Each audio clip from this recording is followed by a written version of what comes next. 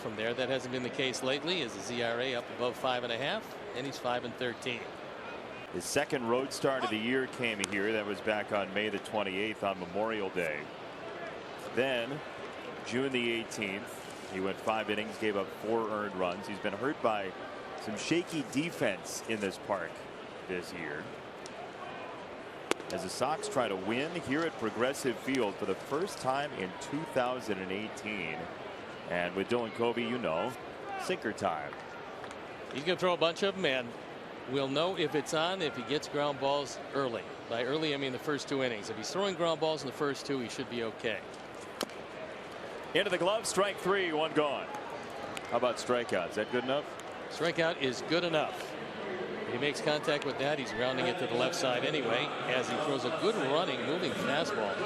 Lindor gets barely a piece of it, sticks in the glove, and that's it for him. Indians have won 8 straight against our Sox in this ballpark, so it's been a dismal year this year, but it goes back to 1 game last year that they won. They've also won 20 of the last 25 between these 2 teams as the Tribe.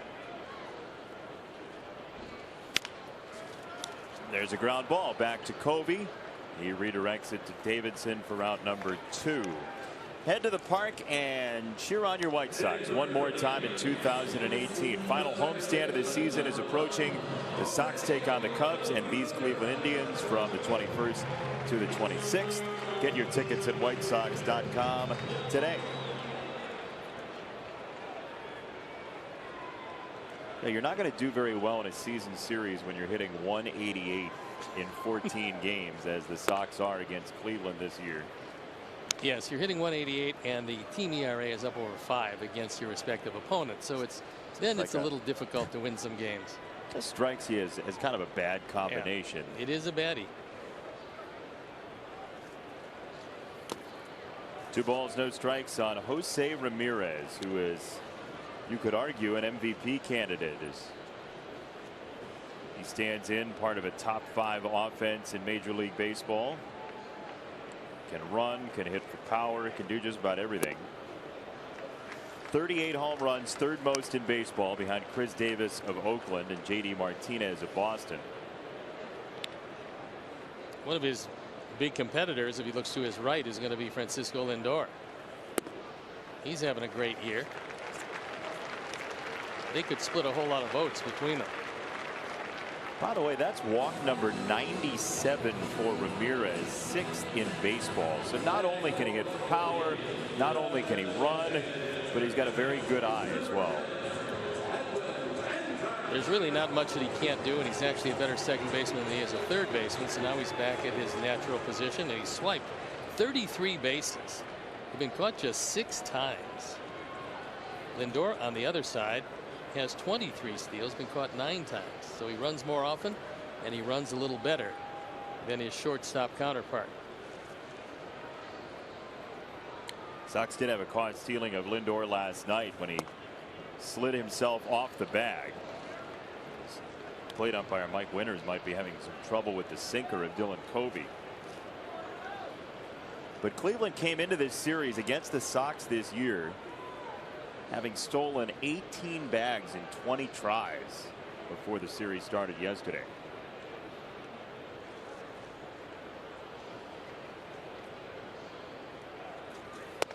There's a strike right down the chute. Encarnacion, right at 99 runs batted in. He would join Ramirez at 101.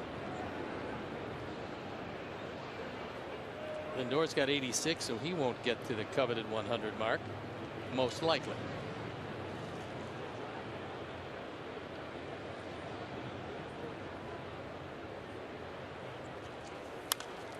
Tag foul, 1-2 on Encarnacion, who with his home run number 31 is in the top 20 in baseball as well. 3 guys 30+ home runs on this Cleveland team.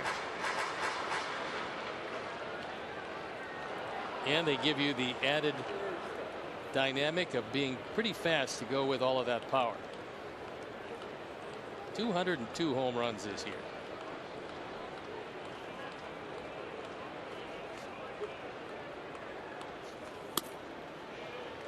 Two balls, 2 strikes for Encarnacion.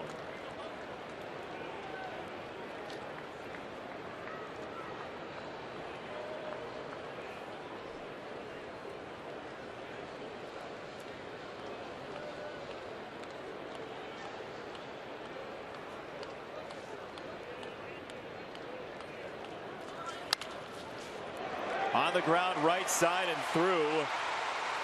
Moncada vacated his position with Ramirez on the move, and runners are at the corners for Cleveland here in the first.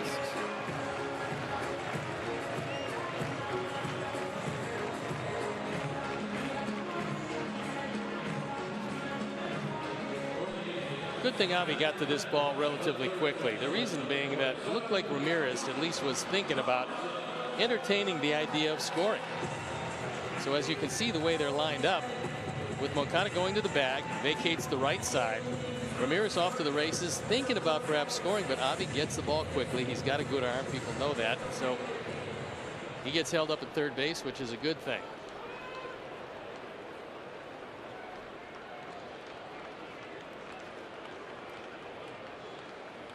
First and third, 2 out for Donaldson.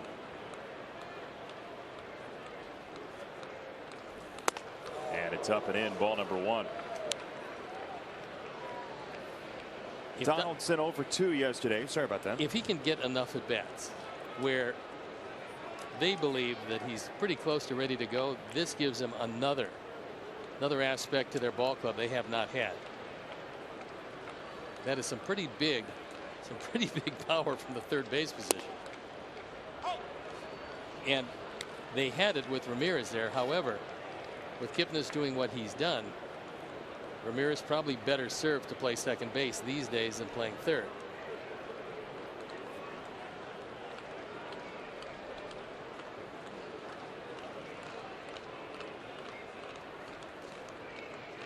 One.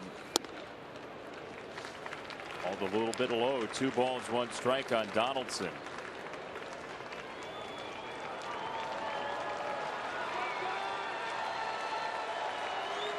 So the 4-pitch walk to Ramirez leads to a base runner on the move and the ground ball singling Ramirez to third. Is on your side. We're scoreless through 1.5 as Yonder Alonso takes a strike from Dylan Covey. It'll be Alonso, Cabrera, and Gomes. 6, 7, and 8 for Cleveland here in inning number 2.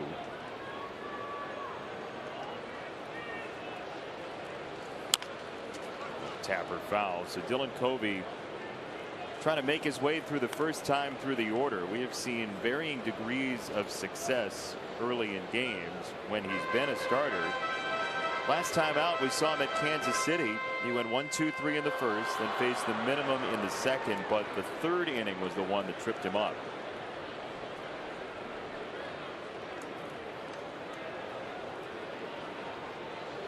Well, he's thrown a couple ground balls with a strikeout to go with it in the first inning. That's usually a good sign. Davidson over. Covey covers. And 1 away. Earlier today, a little day baseball from Arlington. The Rangers lost, but Adrian Beltre won. Because here's home run number 475. Nice play. That was a great play. Didn't have a whole lot of interference. Wasn't guarded all that closely, but a fine play. A beautiful grab. Yep. 475 ties him with Willie Stargell on the all-time home run list. Just marking time until Cooperstown calls, which it will for that man.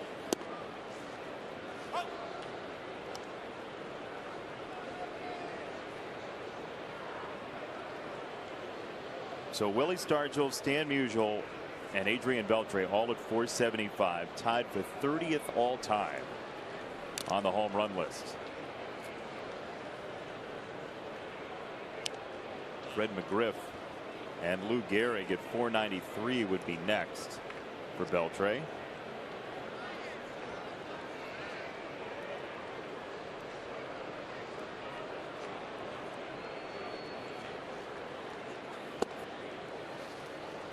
Ball and 2 strikes on Melky Cabrera, who was 1 for 4 with an RBI double last night.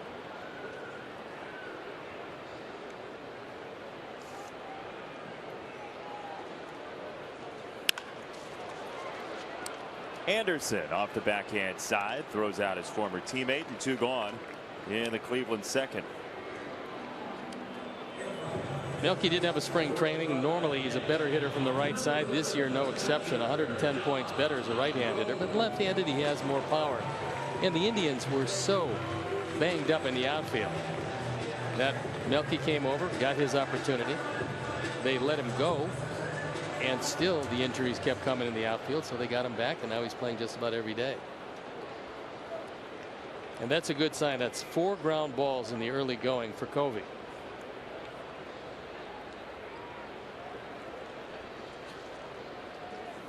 Even the hit was a ground ball.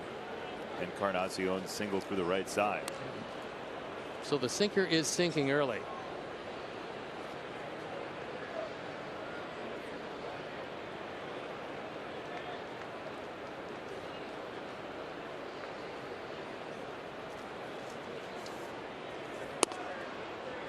Close pitch, 2-0. Well, Dillon's been in and out of the bullpen this year. He's been up and back from AAA once as well. His first start came in a doubleheader in Kansas City.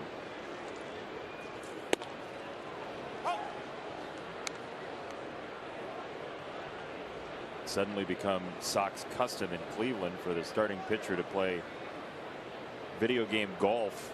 They have a stand-up golden tee in the clubhouse. Rodon played yesterday. Covey was playing against him this afternoon. So some pitchers like to be in their zone. Others like to tee it off for 9. It's personal preference. Whatever you feel like, whatever you feel like is going to get you the luck for the night. That's pretty much what you do. And if you have a particularly good game, you try to do it again and again. Although it's going to be a little difficult with that game here in Cleveland to move it with you from place to place. Yeah, tough to pack on the plane. The large stand-up golden tee game.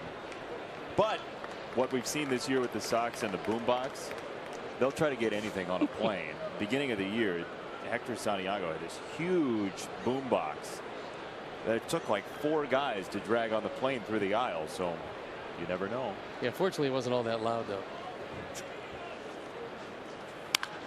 That ball's laced to left field and fair. Into the corner it goes for Yan Gomes. Palka spins it back in. It's a 2-out double for Cleveland's catcher. The same thing happened in the first inning. 2 quick outs and then a walk and a base hit. So 2 quick outs here in the second, and a double by Gomes leaves it up to Kipnis. Yan Gomes continues a nice year. Drills this one in the corner and then coasts into second base.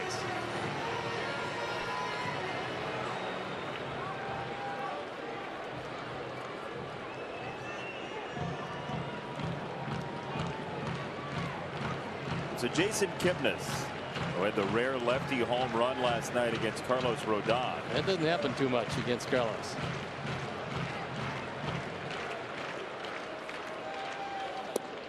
Strike 1. Indians didn't feel it was fair to Kipnis, who's been here through good times and bad. He's been here for a long time. They didn't think it was fair just to take him off second base and then just not play him.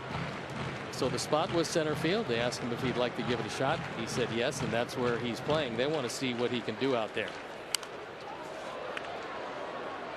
Well, he came in on a ball yesterday that was over his head, and there will be some growing pains, but he's got a week and a half until they get to the playoffs. Then we'll see what they do once they get there. And they'll make the evaluation to see if he can actually play there in the playoffs. It would be quite a gamble if he did, however.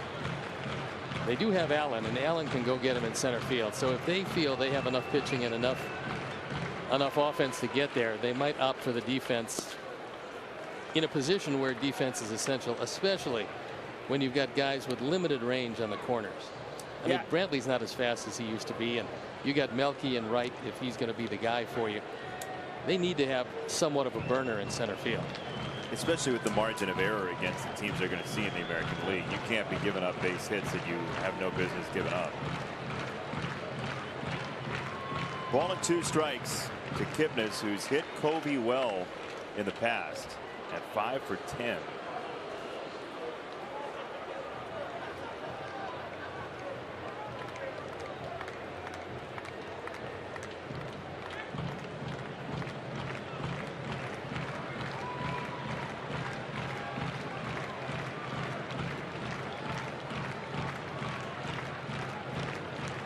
Ball and 2 strikes. And he struck him out downstairs, inning over. Gomes marooned at second base. We're scoreless through 2.